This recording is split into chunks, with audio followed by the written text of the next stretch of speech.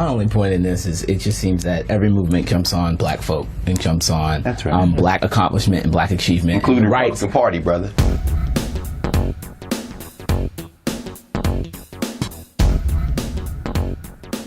I want to bring in CNN's White House correspondent Boris Sanchez, who's been following these developments. So, Boris, what do we know?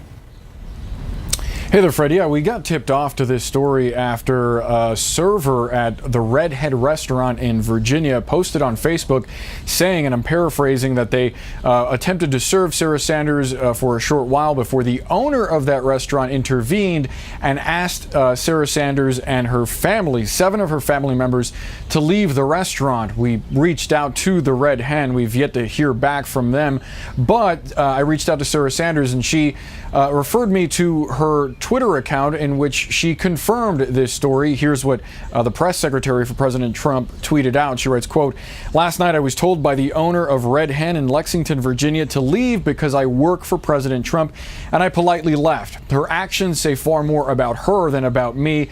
I always do my best to treat people, including those I disagree with, respectfully, and will continue to do so." As you can imagine, Fred, the Yelp reviews for the Red Hen in Virginia are very political right now. Jokes aside, though, we should point out that this is only the latest instance that we've seen a Trump administration official have a hard time while going out to eat this week. We saw reports that Stephen Miller was heckled as he was trying to eat at a Mexican restaurant, and we've seen video of the Secretary of the Department of Homeland Security getting booed out of a restaurant here in D.C., also a Mexican restaurant, as a result of the Trump administration's immigration policy. Fred? Being heckled, being booed, but as far as we know, do we know that anyone working in the White House has been denied service or been asked to leave, like Sarah Sanders, tweets that she was? From the reports that we heard about the instance with Kirsten Nielsen, the booing was caused by a group of people, an outside group of people that entered the restaurant, and that essentially impeded her from being able to enjoy the service there at that Mexican restaurant. So she left, but it's not clear if the actual wait staff or the ownership of that restaurant asked her to leave, the way that we've now gotten confirmation that Sarah Sanders was asked to leave. Fred? A transgender woman says a D.C. restaurant employee asked her to show ID as she tried to use the women's bathroom. The situation escalated. Police got involved. And the mayor is also weighing in. News 4's Amy Cho is live outside that restaurant, Cuba Libre, with the fallout from this tonight. Amy? Erica, that woman, Charlotte Clymer, told us she's never had a problem using the women's bathroom, but she says when she tried to last night here at Cuba Libre, management asked her to leave.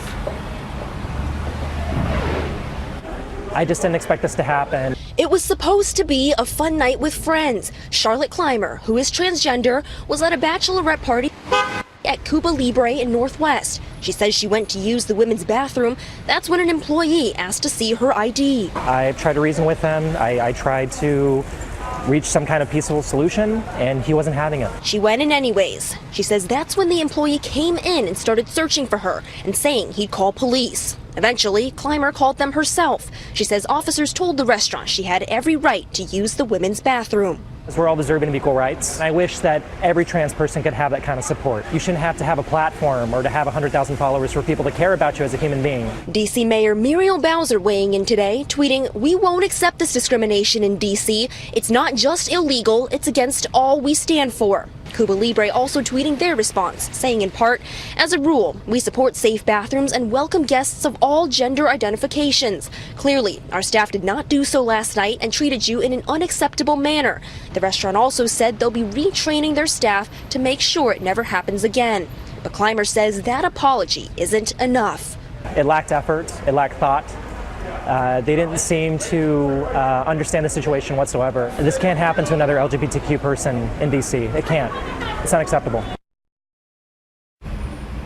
And Clymer says on Monday she plans to file a complaint with the D.C. Office of Human Rights.